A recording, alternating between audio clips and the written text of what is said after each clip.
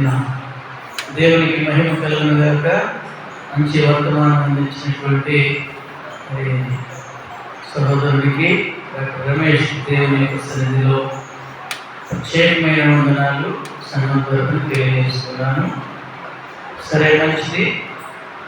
ఈరోజు మనకి సమయం సాగదు కనుక నేను త్వరగా కొన్ని మాటలు నేను జ్ఞాపకం చేసి ముగిస్తాను.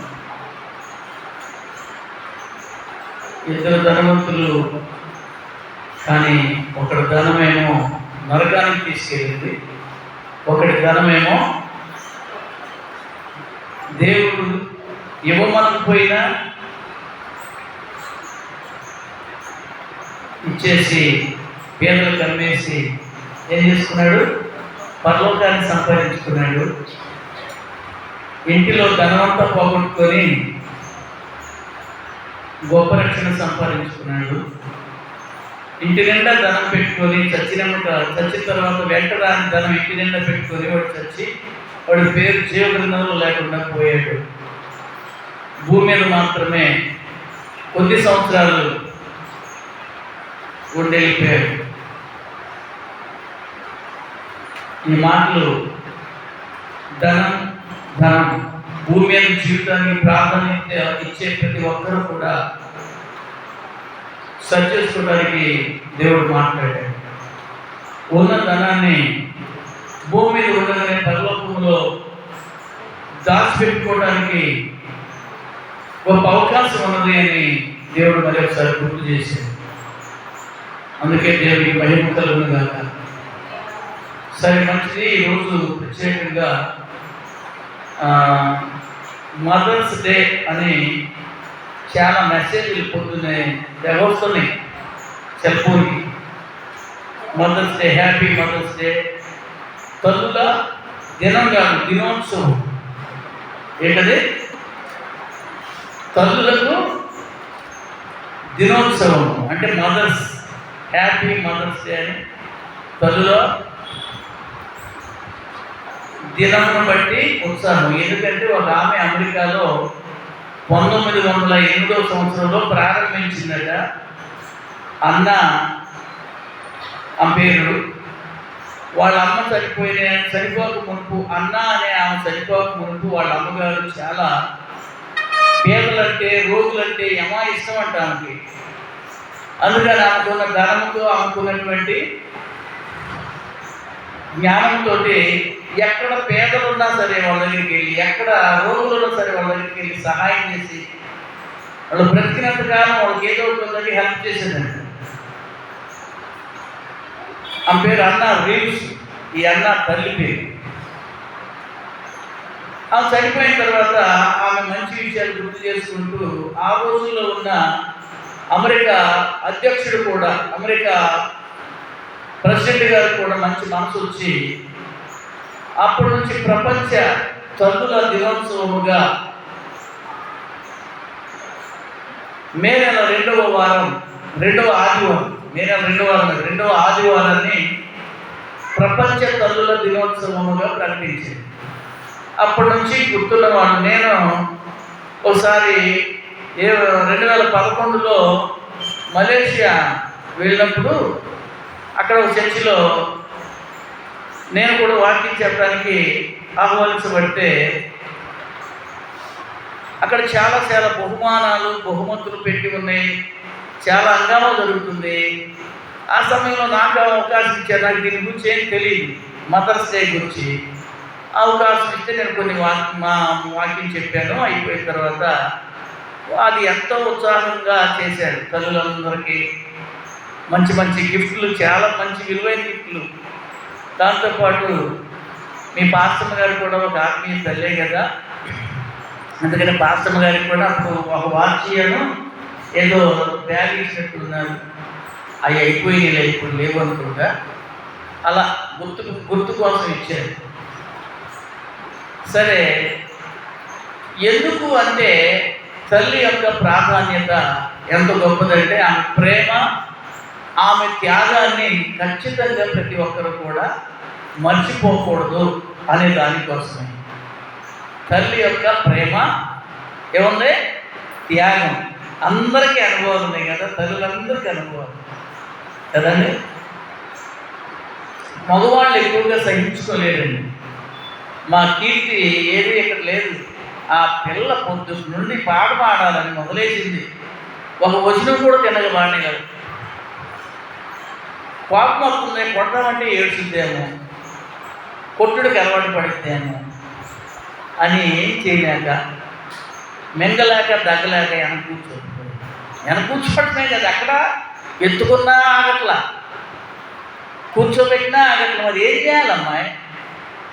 మరి బయటికి తీసుకెళ్ళి కాసేపు బాధించేమో నాకు తెలియదు, బయటికి తీసుకెళ్ళి బాగటానికి మనసు రాదు. అదా ఈ అనుభవాలందరికీ ఉంటాయి కదా, అలా పెంచబడిన వాళ్ళని.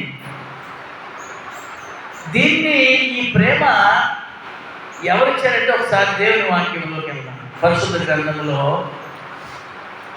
యెషయా గ్రంథంలో 66వ అధ్యాయం 13వ వచనాన్ని చదువుకున్నాం.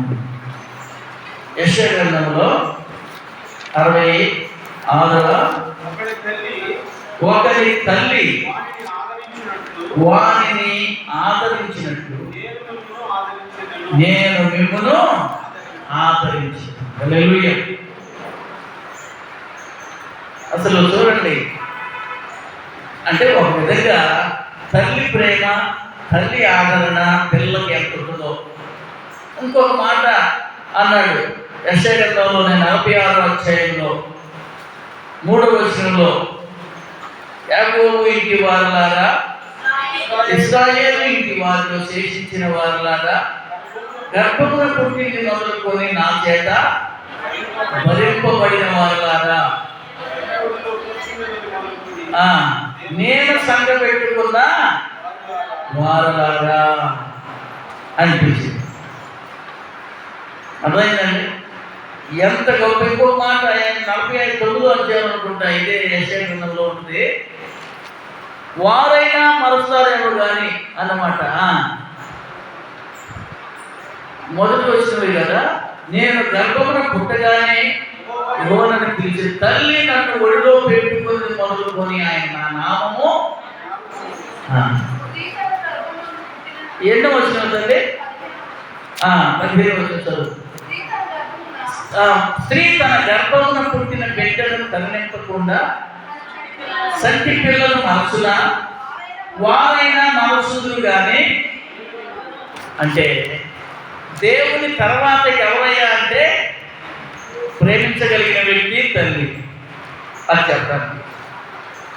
దేవుని కంటే ఎక్కువ కాదులేదు. ఎందుకంటే అక్కడక్కడ వార్తలు మనం వింటున్నాం.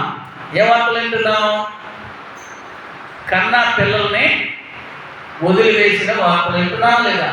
పొదల్లో పడేశారని, మురిగుంట్లో పడేశారని పేపర్లో వస్తున్నాయి, వింటున్నాం. అవునా కాదండి?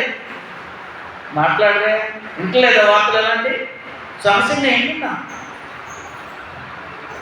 కరుణించలేకపోతున్నారు. ఎందుకంటే ఆడపిల్ల పుట్టిందనో, 3 ఆడపిల్లలకు 1 ఆడపిల్ల పుట్టిందనో, లేకపోతే యవన ప్రాయంలో భర్త లేకుండానే తొందరపడి వ్యభిచార పాపంలో పడిపోయినందువలన అనాలోచనగా గర్భవతులైతే, ఈ మధ్య ప్రసంగి మన హోలీపేటెల్ గ్రూప్లో మెసేజ్ పెట్టాడు, చూసారా? అంటే ఆయన పెట్టింది కాదు, గవర్నమెంట్ వారు రిలీజ్ చేసిన ఒక మెసేజ్. ఒక 3 వారాల క్రితం నేను చెప్పే ఉంటాను మీకు. 14 నుండి 16 సంవత్సరాల మధ్యలో ఉన్నటువంటి ఆడపిల్లలు 4216 మంది దాకా, ఇంకెక్కువ మంది అనుకుంటా, ఒక ఎన్టీఆర్ జిల్లాలో ఒక విజయవాడ గవర్నమెంట్ హాస్పిటల్లో ఎన్టీఆర్ జిల్లాలో నుండి వచ్చినటువంటి వారు గర్భవతులైనటువంటి వార్త చెప్తే ఎంత బాధాకరంగా ఉందో. ఆ వార్త విని నేను చాలా బాధపడ్డాను. ఎవరి బిడ్డలు ఇంతగా, అంటే ఎవరి బిడ్డలు అంటే ఆడపిల్లలనే కాదు, మగపిల్లలు కూడా, ఆ కార్యంలో మగపిల్లలు కూడా పాలు పొందితేనే కదా. 16 సంవత్సరాల మధ్యలో దాదాపు ఒక 426 మందో ఎంతమందో ప్రసవించే పరిస్థితులు వచ్చాయి. వాళ్ళ పిల్లల్ని పెంచుతారా? తల్లులకు తెలియకుండా, తండ్రులకు తెలియకుండా అలా మెయింటైన్ చేసుకొని జీవించేటువంటి వారు పెంచలేరు, పడేస్తారు. తల్లే ఆ పిల్లలు కానీ పడేయాలి. ఎంతమంది ఎలా ఉన్నారో దారుణంగా. కొంతమంది అబార్షన్ చేయించుకుంటే కొంతమంది తెలియకుండా కనేసిన పరిస్థితులు, వాష్రూమ్లోకి వెళ్ళి కలిగిన పరిస్థితులు ఎన్నో వార్తలు వెళ్ళి. కాబట్టి వాళ్ళు మర్చిపోయినట్లా కాదా? మర్చిపోయినట్లే. కానీ కొన్నిసార్లు దేవుడు ఏం చేస్తుందో తెలుసా? దేవుడు మరవదు. ఎక్కడో ఎవరికో కనపడితే శివుని ప్రాణంగా ఉండగానే తీసుకెళ్ళి గవర్నమెంట్ వాళ్ళకి అప్పగిస్తే వాళ్ళు తీసుకెళ్ళి ఎక్కడ పెంచుతున్నారు? అనాథాశ్రమాల్లో పెంచుతున్నారు. తల్లి తండ్రి ఎరగని పిల్లలు చాలా మంది అనాథాశ్రమాల్లో ఉన్నారు. ఒకసారి ఒక తల్లి తండ్రి వాళ్ళ కుమారుడు చనిపోయి ఏడుస్తుంటే ఒక పిల్లవాడిని తీసుకొద్దామని వెళ్తే అక్కడ చాలా మంది పిల్లలు ఉన్నారు. అడిగితే ఇస్తారనుకున్నాం. అబ్బా, వాళ్ళని ఎంత చక్కగా పెంచుతున్నారంటే, మీకు తెలుసుగా గన్నవరంలో దాన్ని ఏమంటారు, చిల్డ్రన్స్కి సంబంధించింది. చిన్నపిల్లలు ఒక ధనవంతులను పెంచుతున్నారండి. పాలు అన్నీ ఇవ్వటంలో, వాళ్ళు తర్వాత ఇది కారుకు వచ్చాక మంచి సైకిళ్ళు ఇవ్వడంలో, ఎవరి కాళ్ళకి సైకిల్ ఇస్తున్నారు. వాళ్ళు వాళ్ళకి వచ్చి ఆడ పెరుగుతారనిపిస్తుంది. నేను మాత్రం ఎక్కడ పెరుగుతా, ఇంత అఫీషియల్గా పెంచాలంటే నా వల్ల కూడా కాదన్నాడు ఆ తండ్రి. ఎవరా ఇంత పెంచగలుగుతారా మీరు? ఏమన్నా 2 ఎకరాలు పెడతారా పిల్లల పేరా అని అడుగుతున్నాను. ఇది మన అల్లయ్య పని కాదులే అని పాపనాగుల్లో ఒక దుఃఖకరమైన పరిస్థితిలో ఉంటే దాదాపు ఆ ఇంట్లో 3 మగపిల్లలు చనిపోయారు. అందుకని మేమేం చేయాల్సి వచ్చిందంటే, తన నెంట తీసుకొని నాకు ఏదో ఒక పిల్లడు చూసి పెట్టాయా అని అంటే అక్కడ ఉందని తెలిసి అక్కడికి వెళ్తే అప్పుడు వాళ్ళు ఎవరో తల్లి మరిచింది, తండ్రి లేడు. కాబట్టి ఎవరాళ్ళు? దేవుడు మాత్రమే తండ్రిగా కలిగి ఉంటాడు. అందుకని చెబుతున్నాను, తండ్రి ప్రేమ తరం, తల్లి ప్రేమ తరం, దేవుని ప్రేమ తర్వాత ఎవరి ప్రేమ స్మరించుకున్నదైనది చెప్పండి? తల్లి ప్రేమ. హల్లెలూయా, తల్లి ప్రేమ. కాబట్టి తల్లులను మర్చిపోకూడదని, తల్లులకు ఘన సన్మానం చేసేవారిగా ఉండాలని, తల్లిదండ్రులను సన్మానించమని మొదటి ఆజ్ఞ. వాగ్దానంతో కూడిన ఆజ్ఞ.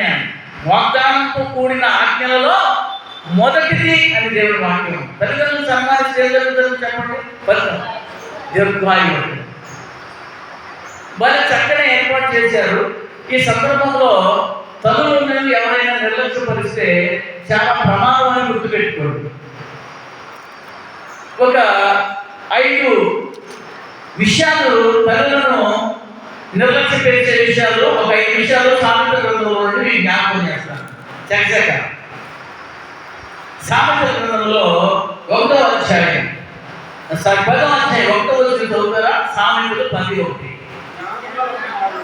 జ్ఞానము గల కుమారుడు తండ్రికి సంతోషపరుస్తాడు, బుద్ధి లేని కుమారుడు. కుమారుడు అంటే ఆడపిల్ల కుమార్తెలకు మార్గాలు అనుకోకండి. కుమారుడైనా కుమార్తె అయినా. ఇంకొకటి, ఆడపిల్లకి 2 తల్లు, ఆడపిల్లకి ఉంటారు, మగ పిల్లలకు ఉంటారు. పెళ్ళి అయ్యాక, పెళ్లి కాకముందు ఒక తల్లి, పెళ్ళి అయ్యాక చెప్పండి అత్త కూడా తల్లితో సమానంగానే. గుర్తుపెట్టుకోండి ప్రియులారా, గమనించండి. అందుకని బుద్ధి లేని కుమారుడు ఏం చేస్తాడంట? కుమార్తె అయినా కుమారుడైన తల్లికి దుఃఖం పుట్టిస్తున్నారట. జాగ్రత్త. ఇంకొకటి, అదే అధ్యాయం 15 అధ్యాయంలో వచ్చింది 15-20. అదే సామెతల్లో ఏం చేస్తాడు?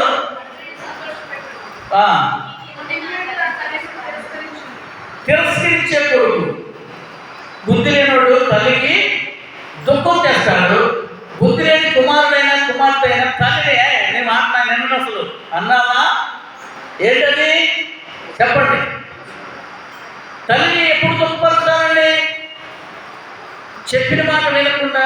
చిన్నప్పుడు బాగానే ఉంటుంది, కొంచెం వయసు వచ్చిన తర్వాత తల్లిని ఏడిపిస్తాను. ఎందుకు ఏడుస్తాను? జీవితం పాటు చేసుకుంటున్నందుకు. తల్లికి లోపల పిల్లల్ని చూసినప్పుడు తల్లి ఏం చేస్తారు చెప్పండి?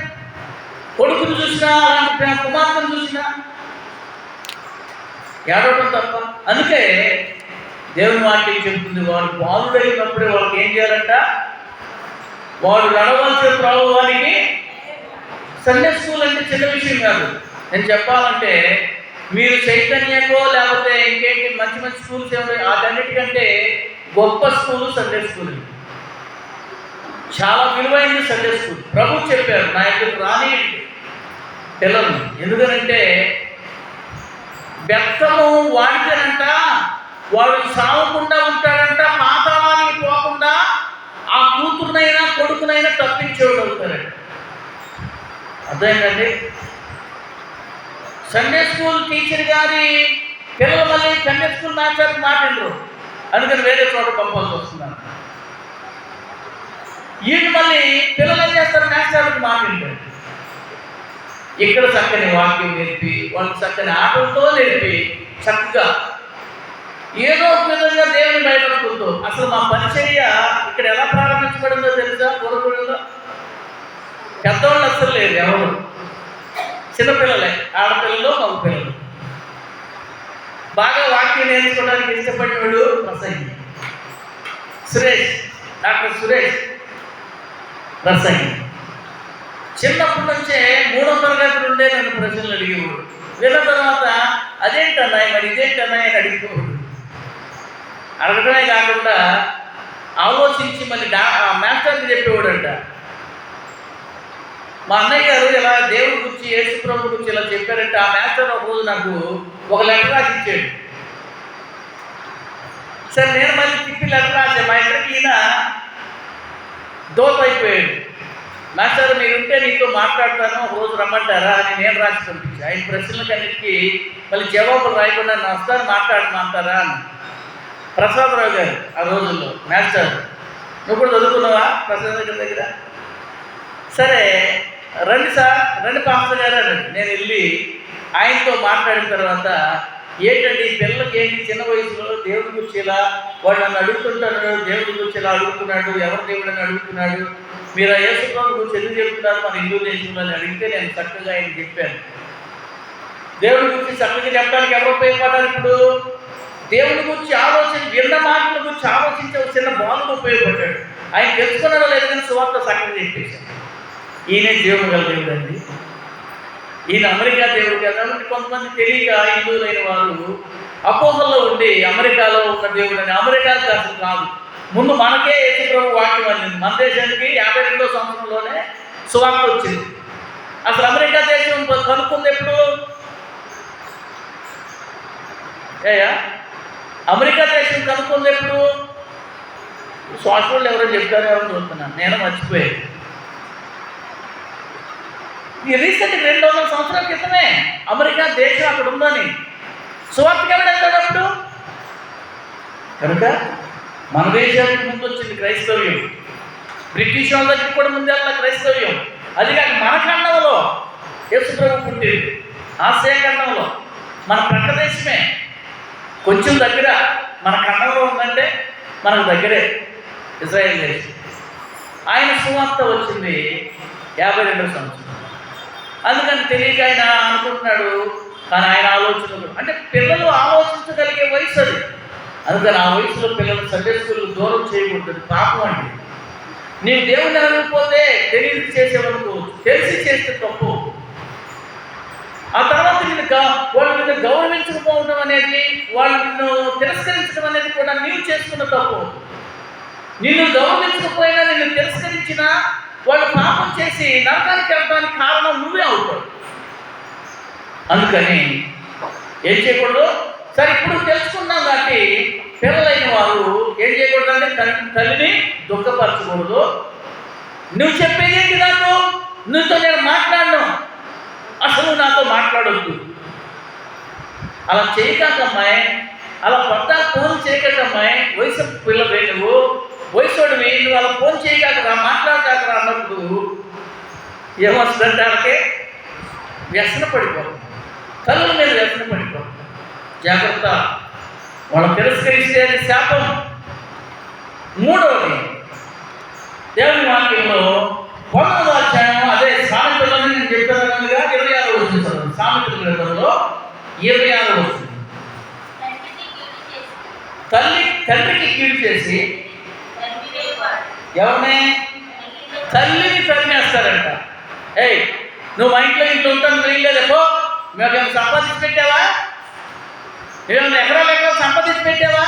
అది తీసుకురా, ఇది తీసుకురా, అది పెట్టి ఇది పెట్టి అంటున్నావు అనే కొడుకులారా, కూతురులారా, కోడళ్ళలారా, అల్లుళ్ళలారా, నీకు చేసి పెట్టినా, నీకు సంపాదించి పెట్టినా పెట్టకపోయినా నీకు నిన్ను సంపాదించి పెట్టింది తల్లి. ఎవరిని? నీకు నిన్ను సంపాదించి పెట్టింది. ఆ త్యాగం, ఆ మూలుగులు, ఆ వేదన. యేసు ప్రభు వారు కూడా మన కొరకు వేదన పడి మనల్ని రక్షించారు, మరణించి రక్షించారు. తల్లి కూడా అదే వేదన పడి మనల్ని కన్నది. ఒకవేళ నువ్వు వివాహం చేసుకున్న భర్తవైతే, భార్యవైతే, నీ భర్తనే నీ భార్యని ఆ తల్లి కూడా అలాగే వేదన పడి పెంచి నీకు ఇచ్చింది. కాబట్టి ఆమె కూడా, నీ అత్తగారు కూడా నీకు తల్లి. మా ఇంట్లో ఉండడానికి వీల్లేదని అనకూడదు, నేను నీకు పెట్టలేను అని అనకూడదు. తిరస్కరిస్తే ప్రమాదం. తర్వాత ఏం చేస్తారంట? అరే, అసలు మాట చెప్పట్లా, తరిమి వేయడం, ఇంట్లో నుండి ఎల్లగొడతాం, అనాథాశ్రమాలకు పంపివేయడం, ఎల్లగొట్టడం కదా అది. నిన్ను నీ పిల్లలు చూడకపోతే నీకు దుఃఖమైదా?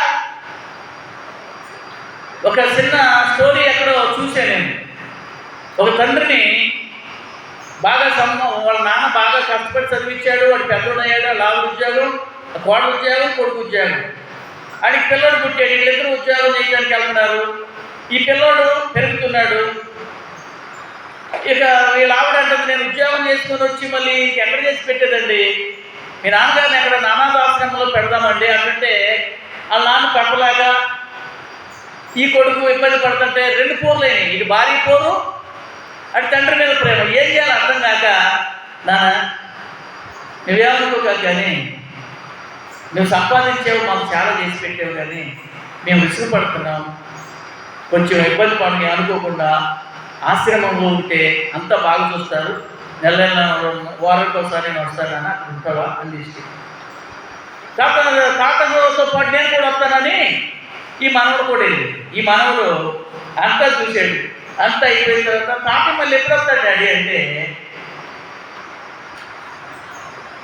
తాతే రాడురా, మనమే వచ్చి వెళ్తాం, వారం నెలకొకసారి, 2 నెలకొకసారి. అట్లయితే ఇది బాగలేదుగా, మన ఇంట్లో ఉన్నట్టు శుభ్రంగా లేదుగా, అలాగే ఉంటాను. అవునా? అంటే వద్ద అది మాట్లాడుతున్నాడు వాళ్ళ నాన్నతోటి. డాడీ, మరి నేను పెద్దయ్యాను, నీకు ఎక్కడ ఏర్పాటు చేయాలి? ఇలా ఆశ్రమం, నేను కూడా పెద్దోడు అవుతాను కదా, ఉద్యోగం చేసేటప్పుడు నీకు కూడా ఏం చేయాలి?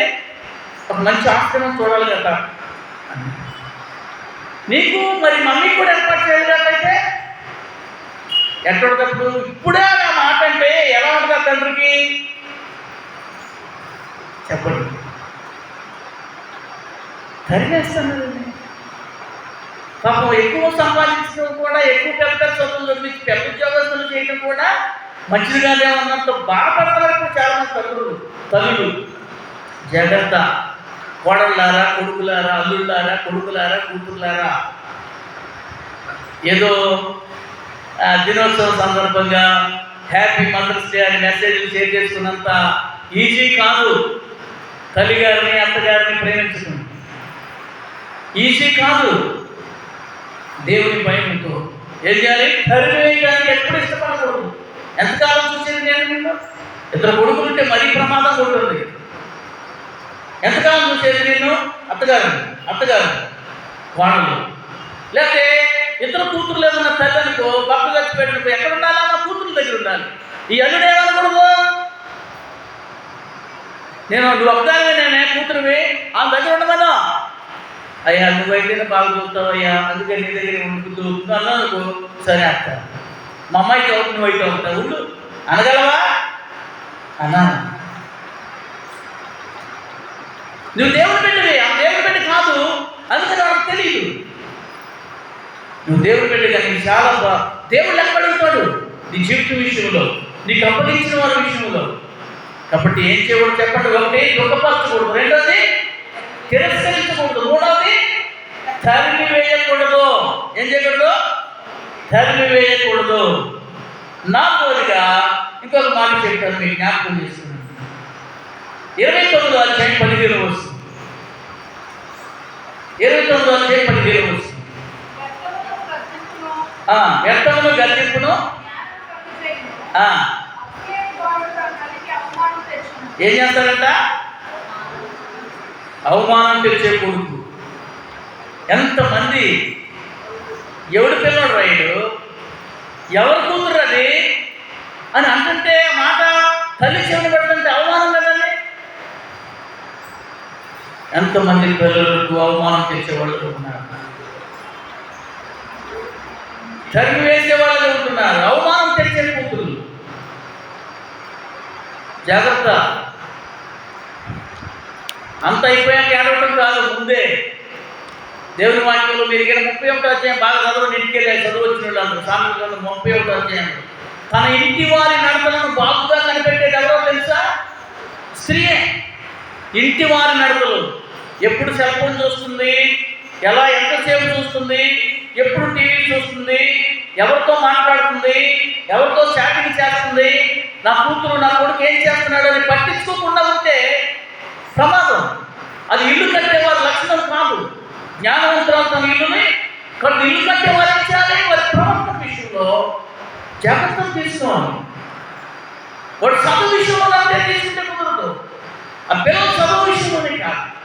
వాటి అలా తీసుకునే తల్లిని అవమానపరిచే కూతురుగా ఉన్నావా, కొడుకుగా ఉన్నావా జాగ్రత్త. వాళ్ళు ప్రేమించారు, త్యాగం అయిపోయారు నేను కంటానికి, తెలుసా? కాబట్టి ఏం చేయాలి? ఈ రోజు నుండి ఒక తీర్మానం చేసుకుంటావేమోనని ఇలాంటి వాక్యం ద్వారా జీవితంలో నా తండ్రిని ఎప్పుడు తిరస్కరించకూడదు. తరిమి వేసే మనసు మా అత్తనైనా మా అమ్మనైనా తరిమి వేయకూడదు. ఇంకా తిరస్కరించకూడదు, తరిమి వేయకూడదు, దుఃఖం కలిగించే వ్యక్తిగా ఉండకూడదు. చివరికి 4వది అవమానము. నా తల్లికి నన్ను బట్టి అవమానం ఉండకూడదు. ఏంటంటేనండి, బుద్ధులు అణుచుకోలేక వస్తాయి, రకరకాల కోరికలు వచ్చే హృదయం. ఈ మోసకరమైన హృదయంలో రకరకాల కోరికలు వస్తాయి. ఆ కోరిక రాగానే ఆ మాట్లాడే వాడితో, మాట్లాడే ఆడపిల్లతో షాపింగ్లో పడి, లోకంలో పడి, వాళ్ళు నాకు ఎంత అందంగా కనపడుతున్నావా అని అయిపోతావు. తల్లికి అవమానం చేస్తున్నాననే మైండ్ ఉండదు. ఈ విషయాన్ని ఎప్పటికప్పుడు బయటపడుతుంది. గుర్తుపెట్టుకోవాల్సిన విషయం ఏంటంటే, మీరు రహస్యముగా గదిలో మాట్లాడుకునేవి కూడా, చీకట్లో మాట్లాడుకునేవి కూడా ఒక రోజుకి ఏమవుతాయి అంట? మిద్దెల మీద మోగుతాయి. మిద్దెల మీద మనం అనుకుంటాం, ఎవరికి తెలియలేదు. ఒక రోజు బయటకు వచ్చేస్తాయి ఏదో ఒక రూపంలో. జాగ్రత్త. అవమానం తెచ్చే తల్లిని కుమారుడిగా కుమార్తెగా ఉండకూడదు. 5వది చెప్తాను నన్ను. 5వదిగా 30వ అధ్యాయం 11వ వచనం.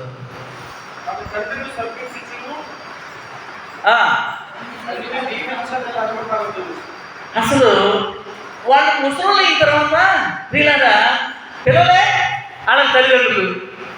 వాళ్ళు మనల్ని చిన్నప్పుడు అన్నీ ఎలా ఎత్తారు. వాళ్ళు ముసలి ఒకవేళ మంచంలో ఉండాల్సి వస్తే కూడా ఎలా ఎత్తారు చెప్పండి? ఎత్తేసేయాలి. ఇప్పుడు ఇంకా కొంచెం సులువైన పద్ధతులు వచ్చినాయి. ఏమొచ్చినాయి? డైపర్లు వచ్చినాయి. డైపర్లు కూడా పుచ్చుకోలేకపోతున్నారు కొంతమంది. ఎంత దారుణం అండి. కొన్నిసార్లు వాళ్ళకి పాపం అక్కడే అన్నీ అయ్యి ఆ డైపర్లో వేసేసి 45 రోజుల తర్వాత తీసేయకుండా ఉంటే ఆ పుండులు అయ్యి పురుగులు పడి అంత కొన్ని వార్తలు అంటే దుఃఖం వేస్తుంది. జాగ్రత్త. మీ అత్తకు కానీ, మీ మామకు కానీ, మీ తండ్రికి కానీ, మీ తల్లికి కానీ దీవించని తరము వచ్చేసింది. ఇప్పుడున్నాం, అదే తరంలో ఉన్నాం. దీవించని తరము. అర్థమైందండి? ఘోరమైన స్వార్థవాంతో మళ్ళీ ఆడవాళ్ళ దగ్గరికే రావాల్సి వస్తుంది. ఈవిడేమో కోడలు అయిన తర్వాత ఏం చేయాలి? అమ్మను బాగా చూసుకోవాలి ఇలా ఆయన. మరి అత్తనే ఏమో చేయాలి? వీళ్ళత్తనే చూసుకోవద్దు, అత్తే చూసుకోవాలని మైండ్ ఉండాలి వద్దా? కానీ స్వార్థం ఎంత దారుణంగా ఉందంటే, మా పిల్ల కష్టపడి చేస్తా మీకోసం, మరి వాళ్ళ అమ్మతో మాట్లాడి ఎవరితోటి? మీ ఇంటిల బాగా చేసి పెట్టాడు కదా, మా కూతురు నీకు చేసుకుందే అంత కట్టించింది. నువ్వు ఎంత ఇచ్చావో ఎంత ఇవ్వలేదు అప్పుడు కాదు, కానీ దేవుడు బిడ్డవైతే, నీవు దేవుని బిడ్డవైతే తెచ్చిన దాన్ని బట్టి లెక్కేసుకోవద్దు. నువ్వు ఇచ్చినా ఇవ్వపోయినా దేవుడు నీకు రక్షణ ఇచ్చాడు. దేవుడు నిన్ను తల్లి కంటే ఎక్కువ ప్రేమించి, ఇందాక చదువుకున్నామే, దేవుడు తన శక్తి యొక్క మహాత్మ్యమును నీ కోసం వినియోగించాడు, ఖర్చు పెట్టాడు. వినియోగించడానికి ఖర్చు పెట్టాడు ఆయన కోసం. ఆయన లెక్కడుతాడు. ఎందుకంటే నీకు ఈ జీవితం ఇచ్చింది, ఈ తల్లిని ఇచ్చింది, ఈ అక్కనిచ్చింది, ఈ మామనిచ్చింది దేవుడు. పెళ్లి రోజులు ఏం రాస్తారు? ఇది యెహోవా ఏర్పాటు చేసిన, యెహోవా ఏర్పాటు అయినప్పుడు ఏం చేయాలి? నీకు ఆ అత్త, ఆ కోడలు, ఆ మామ, ఆ తల్లి నీ కొడుకుని పుట్టేనే తల్లి కన్నట్టుగా అన్నావు అనే తల్లులు కూడా విన్నాను. తల్లులు కొంచెమైనా కనికరం లేని పరిస్థితి, కొంచెమైనా కనికరం లేదు. ఒకవేళ నీవు దేవుని ఎరిగేవు, నీ తల్లి దేవుని ఎరగలేదు అనుకోండి, వాళ్ళు కొంచెం లోకంలో ఉండొచ్చు, అయినా వాళ్ళని శపించడానికి వీల్లేదు. తండ్రిని శపించి తల్లిని దీవించని కారణంగా నీవు ఉండటానికి లేదు. ఎందుకంటే నువ్వు ఆచరించబడ్డ బిడ్డగా ఉండాలి కనుక వాళ్ళని దీవించాలి తప్ప ఏం చేయకూడదు. దీవించలేనంత శాపాలు పెట్టి నువ్వు ఎన్నడు చస్తావో, నువ్వు చస్తే ఇంటికి పీడకరమే పోద్దని అత్తనన్నా తల్లినన్నా ఒకటి కాదండి, చెప్పరే అంటున్నారా? అసలు నువ్వు చస్తే ఇంటికి పీడకరం పోద్దని వాళ్ళ నోటలు నేను కొంతమంది మాట్లాడినా. ఎవరైనా ఉన్నారో మీలో జాగ్రత్త. ఇక్కడ ఉన్న వాళ్ళ నోటిలో కూడా అలాంటి మాటలు విన్నా ఒక్కొక్కసారి. జాగ్రత్త, పేరు చెప్తే బాధపడతారు అందుకని చెప్పట్లా. నువ్వు చస్తే పీడకరం పోతుంది అని నీ భార్యని గుర్చుకోవడానికి, నీ తల్లిని గుర్చుకోవడానికి, ఎవరి విషయంలో అంటారు దీవించు. శాప అయితే దేవుని వాక్యం చెప్తుంది, మీరు ఆశీర్వచనమే పథకాలు తప్ప శాపవచనం మీ నోట రాదు. అదే వాళ్ళకి ఏం చేయకూడదు? ఒకటి చెప్పండి, వాళ్ళని దుఃఖపరచకూడదు. రెండవది తిరస్కరించకూడదు. మూడవది తరిమి వేయకూడదు. నాలుగవది అవమానపరచకూడదు. ఐదవది శాపాలు పెట్టకూడదు. దీవించాలి.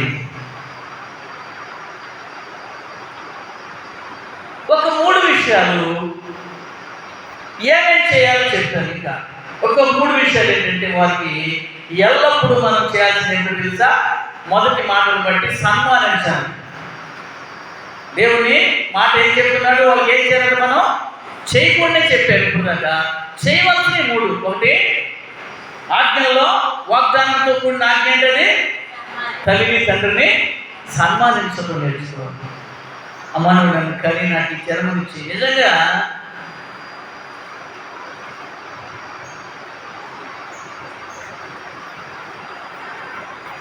నిజమే.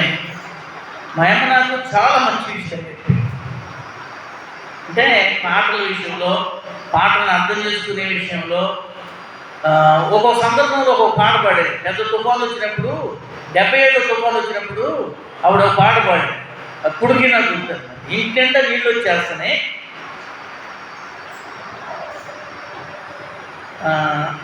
అప్పుడు ఒక పాట పాడి, ఆ పాట నాకు బాగా గుర్తు, నేర్చుకున్నాను ఆ రోజు. అలల పైన నడిచిన మాధు యేసయ్య. అప్పుడు నాకు పెద్ద అర్థం తెలీదు, నాకేం తెలియదు, పాట నేర్చుకున్నాను అంతే. మార్గము సూపము ఈ పాట, ఎన్నో పాటలు కొంచెం నాకు అర్థం చేసుకున్న తర్వాత వాటి వల్ల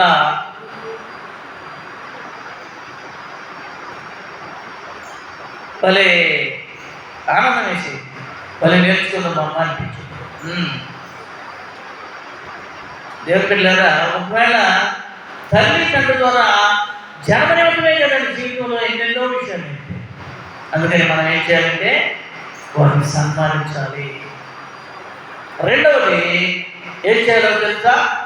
23వ అధ్యాయంలో 25 వచ్చిన 23వ అధ్యాయం 25 సామెతల్లో ఏం చేయాలి? సంతోషపరచాలి.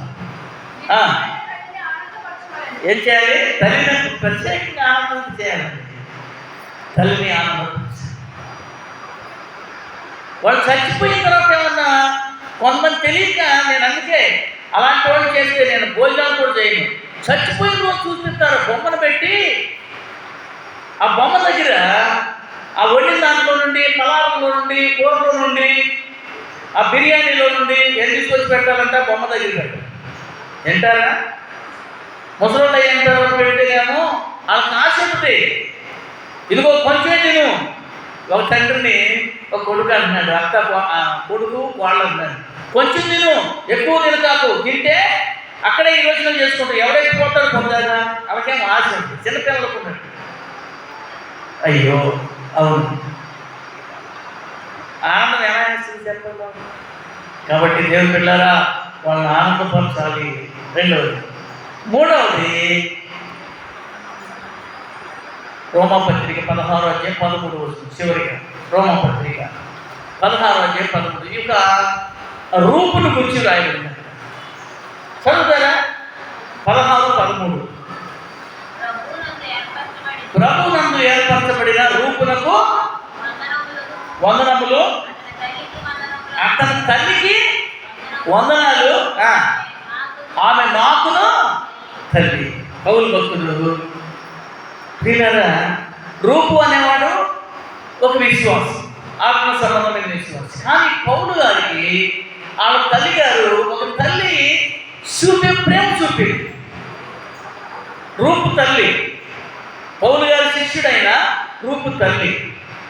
ఈ రూపు 15 అధ్యాయంలో కనపడతాడు. మార్క్స్ అంటే మార్కు కూడా పౌలు గారికి మంచి పరిచయం చేశాడు. పరిచయం చేసినాడు మార్కు రాసిన మార్కు గారు పరిచయం చేసినాడు. ఈ మార్కుకు బంధువు. అందుకని అక్కడ జాన్ మార్కు ఇంట్లో సంఘం ఉంది, మందిరం ఉంది. మీకు తెలుసుగా, పేతురు గారి కోసం ప్రార్థన చేసిన ఇల్లేది మార్కు. యోహాను అని మారు పేరు వెళ్ళి మార్కు ఇంట్లో ప్రార్థన జరిగిందని మొత్తం అపోస్తలుల కార్యాలు 12వ అధ్యాయం. ఆ ఇంట్లో మంచి సంఘం ఉంది. ఆ సంఘంలో తయారైంది తల్లి కూడా. ఈ పౌలు గారిని ఎంతో ప్రేమించేదంట. అందుకని ఏమన్నాడు తెలుసా? ఒక ఆత్మీయ తల్లిగా ఉన్న తల్లిని కూడా ఏమన్నాడు? వందనాలు చెప్తున్నాను ఆమెకు కూడా, ఆమె నాకు కూడా తల్లి. రూపు, నీకు వందనాలు. నీతో పాటు నీ తల్లి నీకే కాదు, ఆమె నాకు కూడా తల్లి. దేవుని బిడ్డలారా, ఇది ఇంకా మీరు గమనించండి. లోక సంబంధమైన తల్లిదండ్రుల కుటుంబము కంటే విలువైనటువంటి కుటుంబం ఏదో తెలుసా? ఆత్మీయుల కుటుంబం. లోక మర్యాదలు మమకారాలు గతించి పోవునే, ఆత్మీయులతో అక్షయానుబంధం అనుగ్రహించితివే. సంఘంలో చేర్చబడటం ఎంత విలువైన విషయమో తెలుసా? దేవుని బిడ్డలారా, బాధ్యతతో ఒక ఆత్మీయ తల్లిగా పౌలు గారు అంటాడు. అపోస్తలుడిగా ఎంచబడినటువంటి ఒక భక్తుడు జాన్ వెస్లీ. ఆయన పేరు బట్టే చాలా మంది జాన్ వెస్లీ పేరు పెట్టుకున్నారు. ఆంగ్ల దేశ అపోస్తలుడు ఆయన పేరు. ఆయన తల్లి సుసన్నా వెస్లీ. ఆమె చనిపోయే వరకు గంట ఒక్కొక్కటి దగ్గర ప్రార్థన చేసేదంట. చనిపోయే వరకు ఎంతమంది పిల్లలు ఉన్నారో అంతమంది కోసం ప్రార్థన చేసేదంట రోజు. ఆయన చనిపోయిన తర్వాత ఈయన కోసం ఇంకొక ఆత్మీయురాలైన విశ్వాసి ప్రార్థన చేస్తూ ఉండేదంట. ఒక రోజున కళ వచ్చి పర్వతానికి వెళ్తే ఆ కళలో ఈ వెస్లీ గారి ఇంటికంటే వాళ్ళ విశ్వాసీలు బాగా ఉండేట. చాలా దగదగ మెరిచిపోతూ ఉంది. నా ఇంటికంటే మా విశ్వాసీలు ఎంత అద్భుతకరంగా ఉంది. ఏంటి ప్రభు అని ఆలోచన చేసి, మెలకు వచ్చిన తర్వాత ఆలోచన చేసి ఆమెను ఆర్డర్ తీసుకుని ఆమె ఇంటికి వెళ్ళాడు. రోజు గుర్రం వేసుకుని వెళ్ళేసరికి జాన్ వెస్లీ గారు వచ్చాడు, మీ ఇంటికి అయ్యారు వచ్చాడు అనగానే ఆమె గబగబా బయటకు వచ్చి చూసింది. బయటకు రాగానే ఆమె కళ్ళ నుండి కాలిన నీళ్లు మనం బన్నీ వేసుకుంటే, షర్ట్ వేసుకుంటే ఇక్కడ అరడ ఉండదు చూసివా, నీ కాంతీరు కాంచిన అరడ అలా ఉండిపోయిందంటే ఇక్కడ దాకా సార్లు ఆయన చూసాడు. అమ్మా ఏం పని చేస్తామంటావు నువ్వు అంటే, అయ్యా తినడానికి ఉండడానికి అన్నీ ఉన్నాయి, నా పని ఏంటంటే సువార్త సేవ చేస్తున్నాను. నీవు ఎక్కడికి వెళ్ళిన దేవుడు వాడుకోవాలని మాత్రమే నేను కొన్ని గంటల పాటు ప్రార్థన చేస్తూ నీ కోసం కనీరు కాల్చే పని, ఆ పని నాకు దేవుడు అప్పగించాడు అని చెప్పాను. ఇప్పుడు నా బలంతోనే చేస్తున్నాను అనుకున్నాను కాదు. ఈమె ప్రార్థన నా వెనకాల ఎంత బలమైన ప్రార్థన పుర్రాలు ఉంది, ఎంత మంచి కన్నీరు కాల్చే తల్లి ఉన్నది. నిజమే పిల్లగా, మనం క్షేమంలో వంటలో మన వెనకాల ఆత్మీయులైన వాళ్ళ ప్రార్థనలు కూడా ఉంటాయి. అందుకని ఆయన మర్చిపోలేకపోతున్నాడు. రూపు నీ తల్లి నీకు కాదు, నాకు కూడా తల్లి, ఆమెకు ప్రత్యేకంగా ఉందా చెప్పు అని చెప్పు. వాడు చేయకూడదు, చేయవలసి ఏంటి? సన్మానించాలి, చెప్పండి, ఆనందపరచాలి. వాళ్ళ యొక్క ఆత్మీయ తల్లుల కృతజ్ఞత, ఆత్మీయంగా నేను నడిపించే వాళ్ళు ఎవరైతే ఉన్నారు అంటే కాస్టమర్ గారే అట్లా నిన్ను ఒకవేళ ఎక్కడో ఉన్న నీ కోసం ప్రార్థించి తమ్ముడా దేవుడి సన్నిధికి రా అని నీ కోసం చెల్లి కుమార్తె రా అని పంపించారే, వాళ్ళు కూడా నీకు ఆత్మీయ తల్లి అనుకోరు. సంఘాన్ని నడిపించే ఆత్మీయ తల్లి, వాళ్ళు కూడా మనం కృతజ్ఞులమైనట్టు నేర్చుకోవాలి. ఈ విధంగా మన జీవితం ఉంటే నిజంగా వాళ్ళని సన్మానించినట్టు. అంతేగాని ఒకవేళ పొరపాటు ఉండొచ్చు, తండ్రిలోనో తల్లిలోనో, నువ్వు అంటాను దానివే ఎట్లాంటి మంచిదానివా, నలుగురు ఊళ్ళోకి వెళ్తే ఎంత భయంకరంగా చెప్తున్నారో తెలుసా, నువ్వు అంటాను దానివని ఎట్లాంటి దానివని.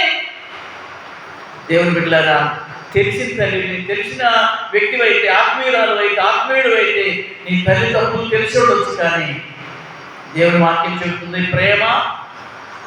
చెప్పండి ఏం చేస్తాడ? తప్పిదములు దాసు అంటే నువ్వు ప్రార్థన చేయాల్సిన అవసరం లేదు. పరుగుగుట్టు బయట పెట్టివాడు ఎలాంటాడంట? పరుగుగుట్టు బయట పెట్టి ఆ అవమానపరచాలని చూసేవాడుకో అది ఎలాంటి రకమో తెలుసా? కొండెగాడు, తేలుకొండలు అంటుడు. జాగ్రత్త. కావున ప్రియులారా, నీ తల్లిని తండ్రిని సన్మానించి ఆనందపరిచి వారిని ఆత్మీయ తల్లులైన వారిని కూడా, ఆత్మీయ తల్లులైన వారిని కూడా సంతోషపరిచే వారిగా ఉండడానికి తీర్మానం చేసుకోవాలని. ఈ ప్రేమను ఈ ప్రేమ ఎవరిచ్చారంటే ఇది దేవుడి పిల్లలకే. ఈ ప్రేమ మొదట యేసయ్య చూపాడు, ఈ సహనం యేసయ్య చూపాడు, ఈ త్యాగం యేసయ్య చూపాడు. ఇప్పటికీ ఆయన ప్రేమ తల్లి ప్రేమ కన్నా తండ్రి ప్రేమ కన్నా గొప్పది. అయితే ఆ ప్రేమ తర్వాత తల్లిదండ్రుల ప్రేమ గొప్పది, త్యాగమే గొప్పది. కాబట్టి ఆయన తర్వాత వీరిని మనం సన్మానించాలని గ్రహించి దేవుడికి మహిమకరంగా జీవించాలని మనం చేస్తూ ఈ మాటలు చూస్తాం. దేవుడి మాటలు మన కొరకు దీవించుగాక. ఆమేన్. ప్రార్థన చేసుకుందాం. మోకరించండి. దేవుని యొక్క సన్నిధిలో ఒక చిన్న మాట ప్రార్థన చేసుకుందాం ప్రియులారా.